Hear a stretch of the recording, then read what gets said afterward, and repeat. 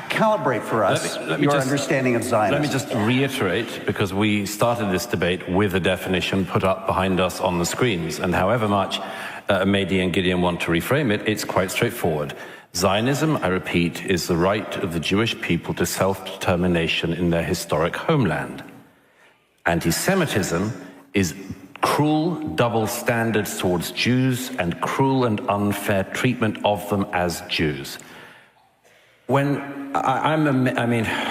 wish I could say I'm amazed by what Gideon said, but I recently watched your interview on Al Jazeera where you said that when the interviewer said to you how many people in Israel agree with you, and you said you could fit them in a phone box.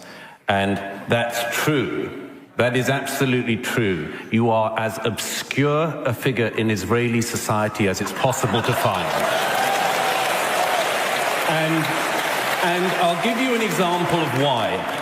Natasha just picked Mehdi up on an important lie. You could say it's just an elision or a mistake he made because he hadn't read the primary sources, but I cannot allow Gideon to get away with what he just said, which was an unbelievable lie. He said, Israel isn't a democracy. First of all, I don't know, Mehdi, have you ever been there? Yes. When? A few years ago, not recently. I don't get awards from the president of Israel like you do, so I don't get to do softball interviews with Netanyahu. I didn't get invited into Gaza. Let me finish my point. But you went to Gaza, right? You said you went to Gaza. How come you went to Gaza when the world's media is not allowed into Gaza? There's two reasons. But they took you into Gaza. Well, first of all, I'll explain, but let me pick up my point since you keep trying to derail me.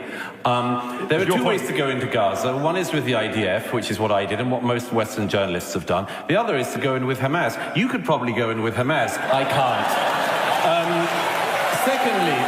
Secondly, so you see, if I was on stage tonight busily flying around the world to busily defame a democracy, I would spend a bit of time there, maybe. I would spend a bit of time there because everything you said about it, like Gideon, is totally untrue. And I'll just give one other thing.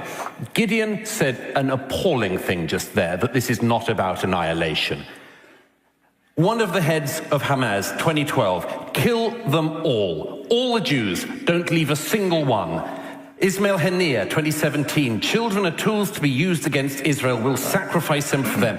Yahya Sinwar, who planned the 7th, we will take down the border with Israel and tear their hearts out from their bodies. I'll tell you something, ladies and gentlemen, from what I've seen, which you scorn because you are an armchair journalist. I'll tell you what I've seen.